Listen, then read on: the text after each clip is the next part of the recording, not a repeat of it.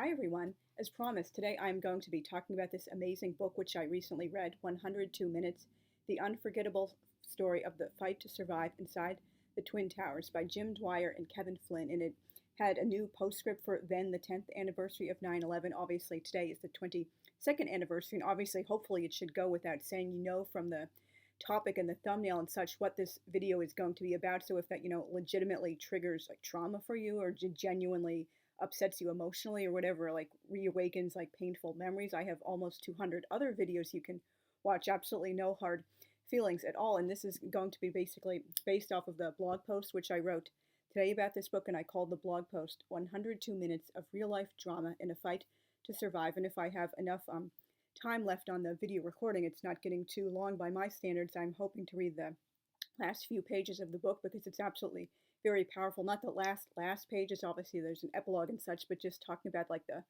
final minutes at the collapse, it's like really absolutely, powerful ending. 102 Minutes is far more than just an account of the 102 minutes that transpired between the first plane striking and the second collapse.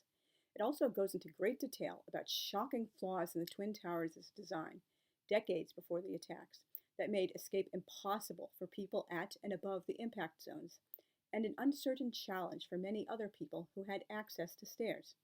Another subject prominently featured is the failure of communication between the police and firefighters, and even firefighters themselves in the same companies.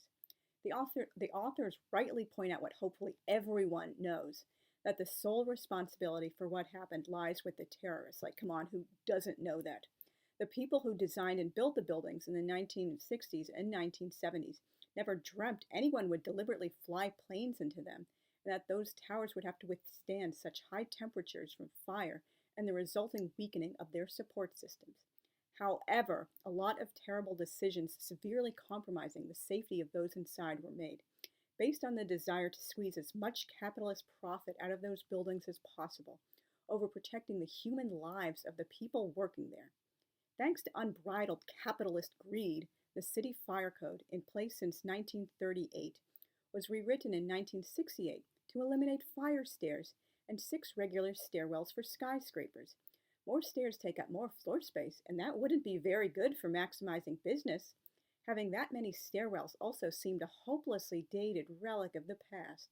Not only that, the 3 sets of stairs that were put into the World Trade Center were clustered close together instead of by each tower's 4 corners, or at least spaced out a lot better than they were. When the plane struck, the stairs at and above the impact zones were destroyed or made inaccessible, trapping everyone there. The only exception was in the South Tower, where 14 people at or above the impact found one working stairwell and escaped down it, but unfortunately that information just was not, passed along through people who could tell oh, the firefighter company who's working at that zone or getting close to it. Tell people there's a working stairwell, telling the cops, or just there was just so many shocking failures of communication. It's so tragic. And if you don't already know, fire stairs are basically, they're not regular stairs. It's when you go into the stairs, the door shuts out all the smoke you might have trailed into it, or if you do bring a little bit of smoke into it, it immediately chokes it off, so you're completely safe in a sealed little stairwell going down. And I just really didn't know this. They deliberately rewrote the fire code, and there were many buildings, not just the Twin Towers, built in that era in New York City that did not have nearly enough stairs, or even the emergency evacuation fire stairs to be safe. And because I have lifelong pyrophobia, that's definitely going to be something I will be asking about if I should ever be living or working in a high rise, particularly above the 30th floor. So do you have fire stairs? Where are your other stairs? Where are they located in the building? How many of them? Because better safe than sorry. The 1968 fire code also reduced the amount of time columns of tall buildings had to hold up under fire to 3 hours, and the floors to 2 hours. Greedy real estate moguls thought it was terrible that the 1938 code forced buildings to be heavier and sturdier. Oh, what a horrible hardship to capitalism. Thus, skyscrapers became cheaper to build. Open concepts of floor plan I absolutely hate also provided more floor space for as much business as possible. The powers that be couldn't conceive of the necessity for a total evacuation of any of these buildings being constructed under the new code. Such buildings were believed to be fire safe, and residents were expected to stay in place until firefighters arrived, or sprinklers put out the fire. If there were an unavoidable fire threatening their lives, they should just move to a safer floor. Like, seriously, like, who would do that? Maybe this is just my lifelong pyrophobia talking, but the normal human instinct is to hightail it out of there at the first sign of fire, not nonchalantly wait around for firefighters. That was just like so unrealistic and ridiculous. Like, why would you think like people, oh, they'll just like matter of factly stay put when there's a big fire in the building. They won't think it's unsafe. Oh, they'll just like wait for the power of the like the building code or like the fireproofing materials to do their job, and I'll never be in any danger. Like, if you evacuate, you're just bad for business and like too scared, and you're not trusting the wonder of modern architecture and engineering. The architect and structural engineer refused to vouch for the floor's so-called ability to stand up to fire for 2 hours. No fireproofing tests were ever done on the floors. No records exist of tests on the lightweight structural steel built into the trusses either, nor of the half-inch fireproofing materials sprayed on the facade. The Port Authority was so worried about all this, they refused to permit natural gas lines. Windows on the World, the restaurant on the 106th and 107th floor of the North Tower, had to cook everything with electricity. The Port Authority also sued the manufacturer of one of the supposed fireproofing products, since it contained asbestos, and parts of it had fallen off the steel and left it exposed. In some places, the fireproofing appeared to not have been applied at all. That's just such a shocking, unacceptable oversight. The Port Authority won $66 million in this lawsuit. Communication between the NYPD, Port Authority, and FDNY was shockingly poor, even without the technical outages caused by the plane crashes. Many firefighters never received the order to evacuate the North Tower after the South Tower collapsed. Lots of exhausted, overheated firefighters were taking a break on the 19th floor, completely unaware of the danger they faced. Near the end, some firefighters began taking off their heavy coats and equipment of their own accord, without hearing another order to do just that so they could evacuate quicker, while many others kept everything on and slowed their progress down the stairs. Though there was no possible way a fire that high up could be extinguished, like no matter how strong or brave or like gutsy or how much like willpower you had, or even if you brought all the equipment, just by basically, the technical logistics of lugging hoses all that way up, like plugging them into something. It's just like you couldn't do it, and that's another like reason why they believe they had to rewrite the fire code. Oh, like a high-rise fire, that's like completely different than like a low or mid-rise. It has the materials have to be like fireproof, and if it's really that dangerous, people can like just evacuate and we'll rebuild it later. And so like anyway, getting back on subject, though there was no possible way a fire that high up could be extinguished, many firefighters nevertheless lugged heavy hoses and their gear up all those stairs. The ones bringing all possible equipment along had a load of 86.5 pounds, and this wasn't just like a matter of like gravity and all this like weight dragging them down. There were all those people, like going down the stairs as well, and like everyone, like both up and down, had to constantly, step aside for one another. So it wasn't just, oh, the firefighters will go up the stairs. And again, like this is another reason why they needed at least 6 stairways plus the additional 7th for the fire stairs, because it just like makes it so much easier both to evacuate the workers there and for the like emergency like rescue workers like the firefighters and the cops and the EMTs to get up those stairs in the first place. And as it says in the afterword, the oral histories from the firefighters presented fresh evidence of how deeply unaware firefighters in the North Tower had been of their own peril after the South Tower collapsed. The bleak picture provided in the accounts is in stark contrast to the depiction by public officials, most particularly Mayor Michael R. Bloomberg and former Mayor Rudolph W. Giuliani, in submissions to the 9/11 Commission, that firefighters were broadly aware of the dangers they faced, but stayed in the building to carry out their rescue duties. In actual fact, of the 58 firefighters who escaped the North Tower and gave oral histories, only 4 said they knew that the South Tower had fallen. Lieutenant William Walsh of Ladder 1 said he had heard the order to evacuate when he was around the 19th floor, yet he did not know that a plane had struck the other building or that it had already collapsed, and as he descended, he encountered firefighters who had significantly less sense of what was going on than he did. And some people felt like, oh, bringing this up was like, God forbid, like doubting the, the bravery and the courage and the determination of the firefighters. Obviously, hopefully no one in their right mind doubts they were absolute, heroes going into danger instead of running away from it and staying until the last minute. But like many of these firefighters, they were not necessarily like, still hanging out there at the last minute because they were, like doing that kind of duty. They were like relaxing, and not to, of course, not to doubt their bravery, but they were just like so exhausted, and they felt they, deserved a break after all that hard work, and they would like quickly, get back to like saving lives and trying to put out the fire if at all possible. But they just genuinely didn't understand the danger they were in, nor that an order had been given to evacuate the building. Many firefighters carried outdated analog Motorola Sabre radios, some as old as 15 years old. New and improved radios, also from Motorola, introduced earlier in 2001, were withdrawn because of complaints, though no one ever determined if the problem were a technical glitch or lack of training. Other new radios were sitting around unused in fire chiefs' cars and on police chiefs' shelves.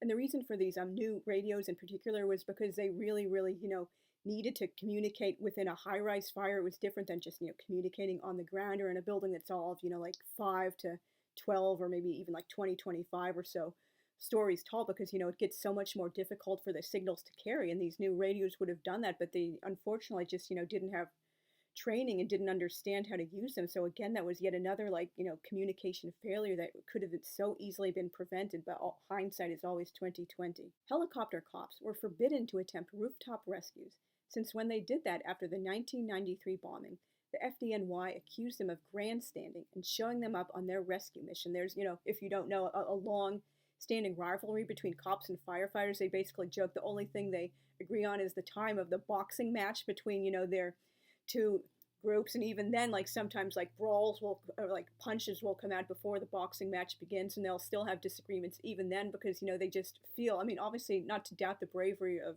either, they just, feel kind of like, oh, you're intruding on my territory. I'm supposed to be the hero and do these things, and you're like trying to take over and do my mission for me. Like, just be a cop, like arrest people who are breaking the law, and I'll fight the fires instead of, like encroaching and like trying to do like double dipping duty. However, rooftop rescue was impossible anyway, since all the doors to those stairs were locked to try to prevent suicides, vandals, exhibitionists, and daredevils. Both the Port Authority and FDNY believed keeping the doors locked, even in an emergency, would reinforce the importance of sheltering in place and evacuating downwards instead of upwards. The conditions were also far too dangerous to risk it. Like they were like really, really absolutely choked with smoke, even if they had gone there. And only 2 people at a time can be lifted onto a helicopter because of the 600-pound weight limit. But despite all these shocking fundamental failures that only came to real, serious attention after the fact, just like with the sinking of Titanic in 1912, the Triangle Shirtwaist Factory fire in 1911, and the fire on the steamship General Slocum in 1904, almost everyone below the impact zones in both towers managed to make it to safety. Had the planes crashed even an hour or 2 later, the death toll would have been so much higher. Many people in the South Tower evacuated after the North Tower was struck, including people at or above the impact, though sadly, many people obeyed orders to return to their offices and lost their lives, or they never evacuated at all because, the old, like, saying, oh, just stay put, oh, the firefighters will come and take care of it, or it will automatically be put out by the, the drywall and the walls and the floors and the ceiling and stuff, that you'll never be in any danger. And unfortunately, many people just, don't take fire seriously, like regardless of the circumstance. They just have too much faith in, modern technology and to, take care of it. The official workday began at 9, so lots of employees hadn't come in yet. Windows on the World and the observation deck, which was on the South Tower, Windows on the World was in the North Tower, also didn't open to visitors until 9, so the only non-employees in the towers were in the mall on the concourse level, and they had a rather quick escape, though of course, obviously it was absolutely, terrifying at first. There were like giant tidal waves of smoke and gigantic fireballs marauding throughout the mall, and like many people like were just like running as one person from end to end screaming until finally, someone came, the firefighters and the cops came to point out the exits to them.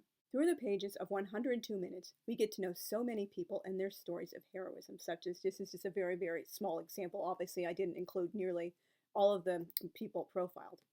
Polish-born window washer Jan Demchur, who used a squeegee and squeegee handle to cut an escape hatch in an escape elevator. He and the 5 other guys with him then had to break the tiles in a bathroom because when they like opened through the elevator door, they found themselves like butting up against the bathroom. So they had to like chisel their way into the bathroom as well. And then after that, they found one of the few working elevators to take them down to the 44th floor sky lobby, although obviously most people were not evacuating by the lifts. They were like evacuating by all the stairs because like so many lifts were out of service and like completely destroyed by the fireballs. And like even if you knew some of them were working, like why would you want to chance that? Just like safer to go down the stairs. Best friends Abe Zelmanowitz and Abe B.A., hopefully I pronounced his name correctly, on the 27th floor of the North Tower. Ed was a quadriplegic who used a heavy wheelchair, and he was a big guy too. And he couldn't be carried in an evacuation chair, like carried by hand down the stairs. There were people coming up to get them, but unfortunately that just like didn't arrive in time. And like just like people were offering Abe, like, come on down, like you can obviously do it, man. Like you have such a short trip to the bottom and like people will come get your buddy Ed. And he said, no, I'm not leaving my, best friend behind. And he, stayed to the last minute. Frank DiMartini, Pablo Ortiz, Mac Hanna, and Frank Barriano, who went from floor to floor near the North Tower impact zone to break open blocked doors and clear passageways. Like many people said they owed their lives to this like gang of guys who were going around being heroic and not even thinking of themselves and the need for themselves to evacuate. Rocco Kamai, a window washer who had keys to the South Tower roof but was unable to open the electric doors on the 105th floor. Battalion Chief Oreo Palmer, whose athleticism enabled him to reach the 78th floor of the South Tower by the time of collapse. And he was really, really climbing so fast, even with like the really heavy coat and equipment, because he'd been like running marathons and stuff and working out for so much of his life. So basically he was like clearing like one flight of stairs by the time it took like many other people to just clear maybe like 5 or even 10.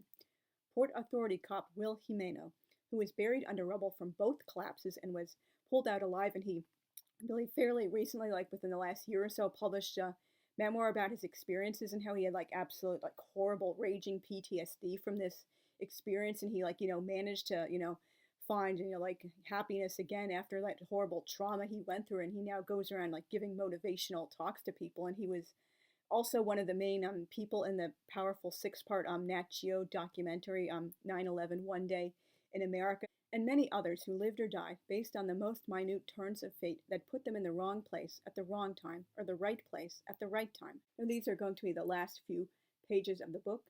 It is now 10:28, 102 minutes since the nose of American Airlines Flight 11 shot into the 98th floor of the North Tower. The bangs are distant, then grow nearer and louder, and in Stairway B, Josephine Harris and the men hear the approaching collapse, a bowling ball rolling down the steps. They curl in corners or grab doors to use the frame as shelter, but the doors are hard to budge. The building is twisting, so are the door frames. Jonas pulls at the door from inside the 4th floor. It will not open. He yanks again, and it springs open, and the wind blasts ahead of the collapse. Not a gust, but a raging storm of wind. As each floor drops, one upon the other, it is as if a giant accordion is being squeezed, pushing 55 million cubic feet of air. Behind the rush of air comes the screech of the falling trusses, the slap of tons of metal columns against other tons of metal, percussive bangs, end sounds. From the street, the building seems to spill out of itself, the dust boiling up, then pouring down the 4 facades towards the ground. Those who had escaped the collapse of the South Tower know the impossible is happening yet again, 29 minutes later. A team of men hurry north, carrying a chair that holds the slumped form of Michael Judge, the fire department chaplain, who died during the flight from the lobby of the North Tower as the South Tower fell. Now, as the North Tower crumbles, another fire chaplain, John Delendick, runs towards the Hudson River. Next to him is a police officer. "Father, can I go to confession?" the cop yells. The priest thinks for a moment. "This is an act of war, isn't it?" Delendick replies. "Yeah, I believe so," the policeman says. "Then I'm giving general absolution," Delendick declares, never slowing down. He speaks at the moment of death, particularly for those at the top of the North Tower, the 1,000 or so people who survived the crash of Flight 11 at 8:46 but have not been able to find an open staircase. Their fate was sealed nearly 4 decades earlier, when the stairways were clustered in the core of the building and fire stairs were eliminated as a wasteful use of valuable space. The top floors of the North Tower, weakened by the unabated, uncontained fire, now crater in a tremendous rush. As the floors fall, they pick up speed, 10 stories in a single second. They sweep through a tower that seems empty, because 99% of the people who worked below the fire floors are now out of the tower. But this building is not empty. Still inside are Pablo Ortiz and Frank DiMartini, who freed scores from the upper floors. Perhaps a dozen or so firefighters have climbed into the 40s, some a bit higher. Other officers are wandering the halls and stairs to round up members of their companies who got separated during the ascent. Lower in the building, probably still on the 27th floor, is Captain William Burke, who saw the collapse of the South Tower, ordered his company out, but stayed with Ed Billet in his wheelchair. No doubt so is Abe Zelmanovitz, who stood by Billet through the long morning as thousands of people marched down the stairs, as rescuers came and went from the 27th floor until only Captain Burke remained with them. Of uncertain status are the firefighters, perhaps as many as 100, last seen resting on the 19th floor by the 3 court officers, apparently unaware of the dire situation. Few could have made much progress to safety. Mark Warhola, the lieutenant from Ladder 5, on his last day of work, is on the 12th floor, helping a woman who cannot breathe. Possibly it is Judith Reith who was resting in that area when Jeff Gertler turned her over to a group of firefighters and Port Authority police officers. She remains under their care. They are trying to get her the last few steps to safety, but the building is coming at them faster than she can move. And most of the firefighters and police officers who carried John Rapa, the heavy man, to safety across the plaza have now ducked under the overhang of 6 World Trade Center, the building to the north, and they are starting to make their way inside. The 2 ESU officers, Michael Curtin and John Delara, however, wait outside by the door of the building. The tower is falling at them. In the Marriott Hotel, where people on one side of a debris wall have been speaking to those trapped on the other side, even passing a flashlight across, this second collapse again spares the lobby area protected by the reinforced beam. It decimates the area where the people were trapped. Under the center of the plaza, Port Authority police officer Dominic Pizzulo has been trying to free the 2 other officers, Will Jimeno and John McLaughlin, trapped by the first collapse. As Pizzulo lifts the rubble, he is struck and crushed by debris falling from the collapse of the North Tower. In Stairway B, among the firefighters who have taken on the cause of Josephine Harris and her fallen arches, there is a prayer or two for a swift end. The impossible collisions of floor, steel, glass are belting towards them, even stronger than the noise as the wind. Sal D'Agostino tries to open a door to leave the stairwell, but it flies out and throws him against the wall. The wind lifts the engine's chauffeur, Mike Meldrum, off his feet and heaves him 1 floor down. It carries Matt Komarovsky down 3 floors. As the doors drop, the air has nowhere to go. So much of a skyscraper is nothing but air. Empty spaces filled by people and buildings like 1 and 2 World Trade Center, putting little pieces of their daily lives onto these platforms. Here is a desk drawer where Diane de Fontes keeps her sensible shoes, the rack where Raffaele Cava first hung his hat 30 years earlier, the couch in Frank DiMartini's office where his aged children nap on their afternoon at Daddy's job, the big table up in Keefe, Bruyette, and Woods where the wealthy young men and women dine out of paper bags on junk food Fridays, the flower vases and windows on the world that Christine Olander checks, so that the well-set tables of crystal and linen are as pleasing to the eye as the 40-mile vista of city and harbor, river and road. Now the lights have gone out. The giant platters of air plunge past the people in the North Tower and hit bottom. The wind seems to be bouncing back up Stairway B, whipping tons of crushed building particles along the shaft. The people stretched up and down the lower floors of that stairway, the ones with Josephine Harris, a couple of the stragglers who had stayed in Pat Huey's office on the 64th floor all morning, can see nothing. They pry open a door, but it goes nowhere. They huddle alive in the last intact stub of the World Trade Center. Above them is only sky. Thank you very much for watching. I would absolutely, highly recommend this book if you're interested in learning more about 9/11. And you can let me know down in the comments if you've read this book or your own memories of 9/11, or even if you were too young to remember or not yet born then. And I will see you guys again in the next video. Thanks again for watching. Bye.